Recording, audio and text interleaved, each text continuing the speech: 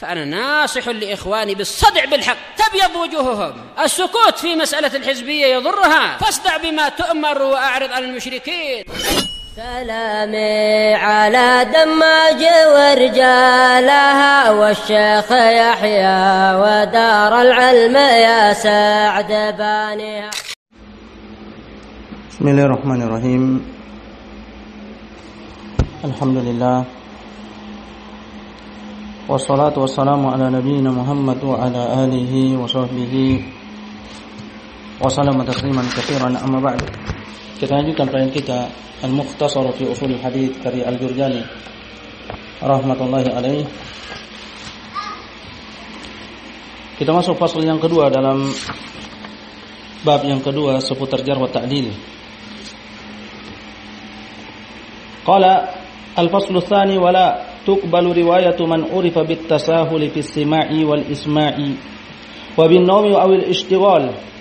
Dan tidak diterima riwayat siapa yang diketahui dengan bermudah-mudah dalam pendengaran,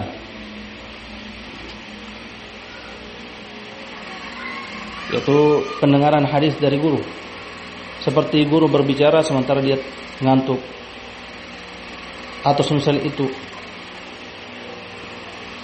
ketika gurunya berbicara. Wal isma', yaitu ketika dia memperdengarkan kepada orang lain. Wa bin naum, dan tidur, yaitu dikenal tidur ketika pelajaran, akan tetapi apabila tidur yang ringan mereka masih menerima darinya. Aw istighal, atau menyibukkan diri, menyibukkan diri dengan selainnya, seperti muhaddits atau guru menceritakan suatu hadis tapi ternyata dia sibuk tulis yang lain atau urus-urusan yang lain dan semisalnya. Aw yuhadditsu la min aslin musahhahin, na'am. Atau dia menceritakan dari dasar kitab yang belum ditashih, yang disahihkan, yaitu yang dikoreksi. Dia belum mencocokkan dengan catatan gurunya misalnya.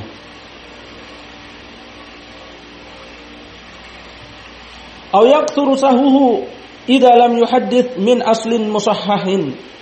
Atau banyak sahunya, kekeliruannya, kesalahannya, apabila dia tidak menceritakan dari asal yang telah diluruskan, yang dikoreksi, yaitu murid mesti yuqabil, yaitu mencocokkan catatannya dengan asal catatan gurunya. Adapun apabila catatannya tidak dicocokkan dibandingkan dengan catatan gurunya, bisa jadi lebih banyak kekeliruannya. Aw kathurat asy-syawad wal manakir fi hadithihi, atau banyak syawad yang menyelisihi yang lain yang lebih thiqah, dan yang mungkar, hadis-hadis yang mungkar pada hadis dia, maka dia akan dianggap dhaif atau bahkan lebih parah.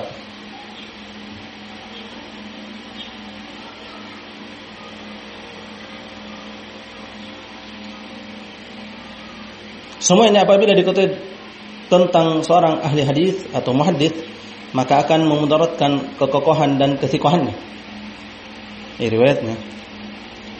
Wa man ghalita fi hadithihi fabuyyina, di sini fabuyyina, yang jelas fabuyyina atau yang lebih dekat fabuyyina lahul ghalat, lalu dijelaskan baginya kekeliruannya. Wa asarra falam yarji, dan dia terus bersikuku di atas kesalahan tersebut dan tidak mau tarajuk.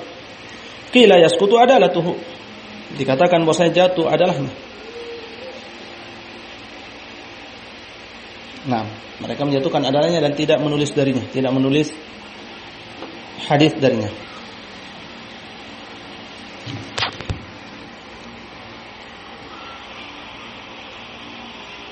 Qala Ibnu Shalahin, berkata Ibnu Shalah, hadza idza kana ala wajhil inad, ini apabila didasari dengan pembangkangan, inat, keras kepala. Jelas-jelas dia salat, tapi gengsi dan enggan untuk kembali dan mengambil kebenaran.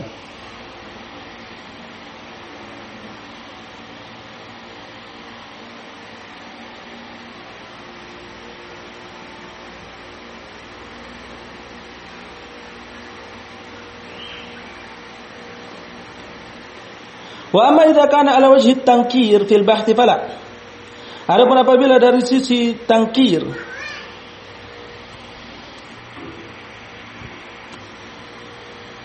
yaitu berdalam-dalam dalam pembahasan,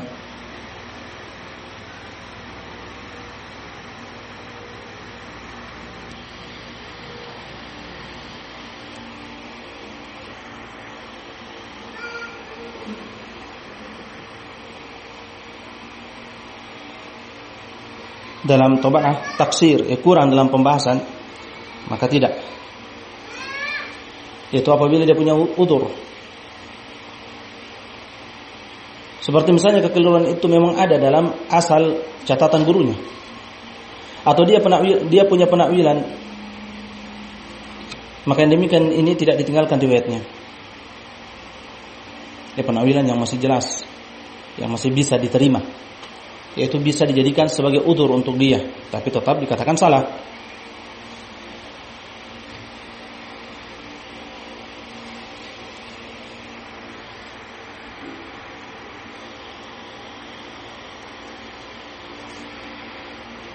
Qala tatyilun dari dail, yaitu ekor, tambahan catatan.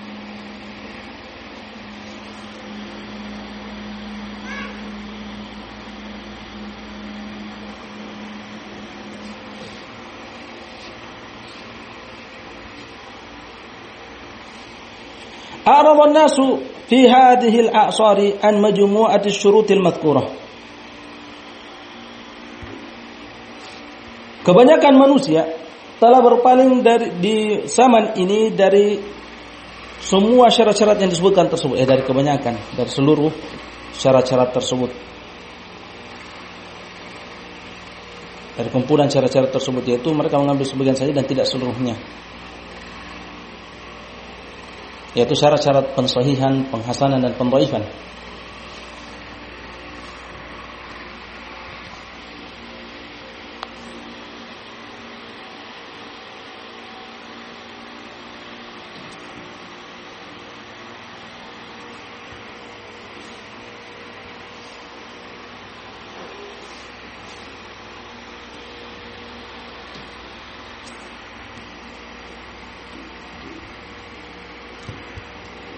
Berkata Sakhawi rahimahullah,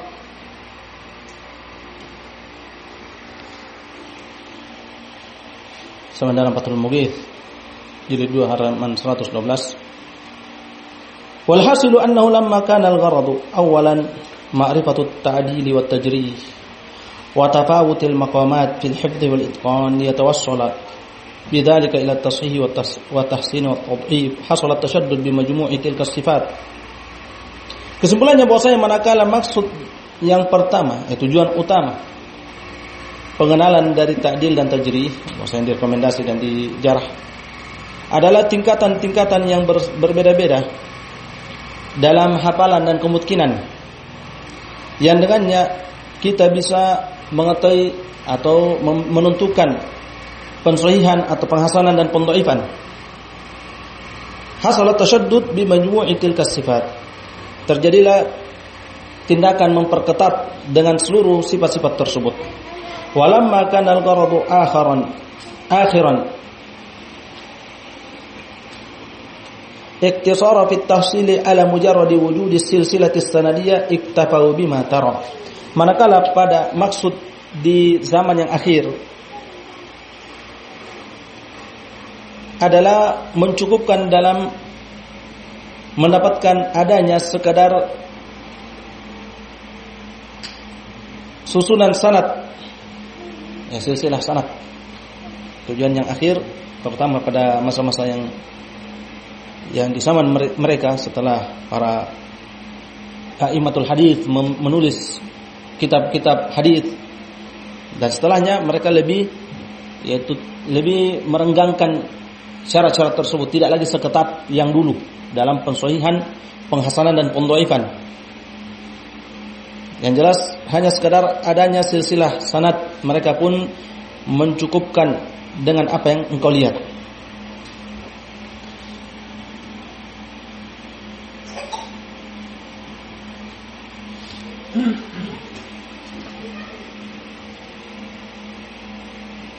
Waqtafau min adalatir rawi bikaunihi mastura. Dan mereka pun mencukupkan dengan adalah perawi, kondisi perawi bahwasanya dia itu muaddal, yaitu baik dalam keagamaannya, dalam kondisi dia mastur saja, tidak ada yang menyebutkan dia dengan keburukan. Wa min dhabti biwujudi sima'ihi musbatan bi khattin mawthuqin bihi. Dan dalam dhabt hafalannya dengan adanya pendengaran dia yang dibuktikan dengan catatan atau tulisan yang bisa dipercaya dengannya. Demikian dia tidak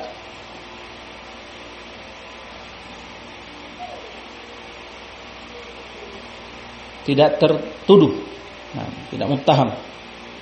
Wa riwayatu min aslin muwafiqin li asli syaikhihi, dan riwayatnya juga dari sumber yang sesuai dengan sumber gurunya, asal gurunya.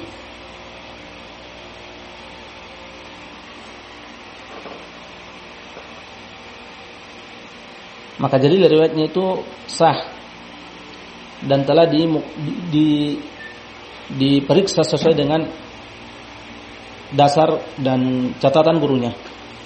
Wa dzalika li'anna al-haditsa as-sahiha wal hasana wa ghairuhuma qad jumi'at fi kutubi a'immatil hadits. Yang demikian itu kenapa mereka sudah tidak seketat di zaman-zaman sebelumnya?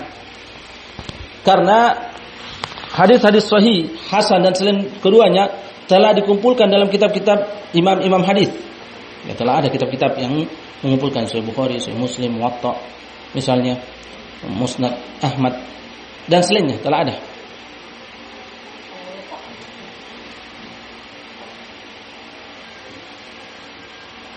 Sehingga dari fulan sampai kepada kutub mudawwanah, sampai kepada kitab yang tertulis hasalah at-tasahul, lebih diringankan,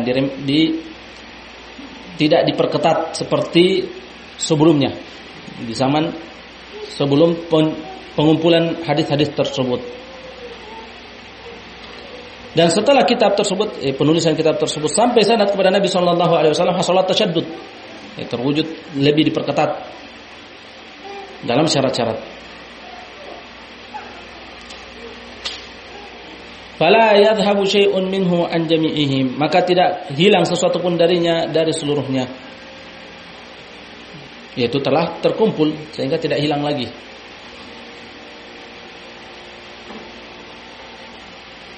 Dan ini faedah yang bagus.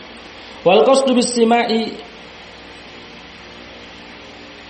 baqa'u silsilati fil isnadil makhsus bi hadhihi al ummah. Dan maksud dari sima' yaitu sanad lagi setelahnya adalah tetapnya silsilah sanad yang dikhususkan umat ini dengannya.